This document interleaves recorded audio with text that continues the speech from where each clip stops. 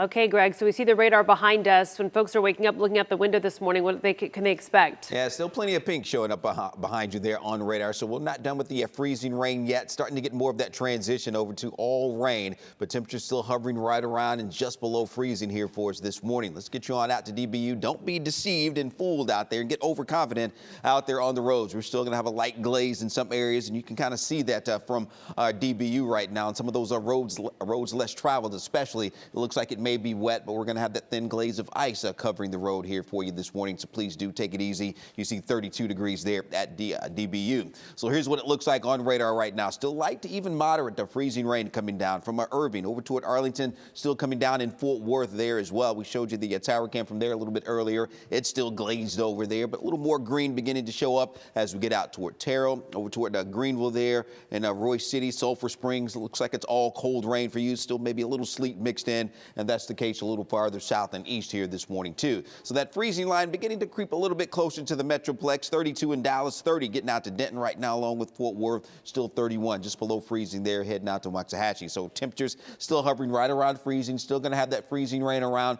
through most of the morning. But by 10 o'clock, I think we'll get more of that transition over to all rain. So we'll start to see a little more green beginning to show up on radar as we head toward midday into the afternoon. And it's going to be wet still, but maybe not as icy. The exception will be our northwestern counties, I think, as we head into this afternoon, and maybe our northeastern counties heading a little bit later into the day, with the northeastern counties still dealing with more of that freezing rain. But then by 7 p.m. tonight, I think everyone that we're still seeing the precip, it will be all liquid as temperatures finally get above freezing, and we are going to stay there. Now, only in the upper 30s today, so it is going to stay cold, but at least above freezing, so we'll get some melting taking place. But then overnight tonight, we'll dip below freezing once again, so there could be a refreeze, more issues perhaps on the roads. Do want to talk more about that, when things will be improving and when folks can really get out and about. So let's bring in Martiel to talk more about that. You know, there will be some improvement today, Greg, and here is a look at what we're thinking as far as the Metroplex goes. As those temperatures climb, there's going to be melting. Mid-afternoon is when we'll see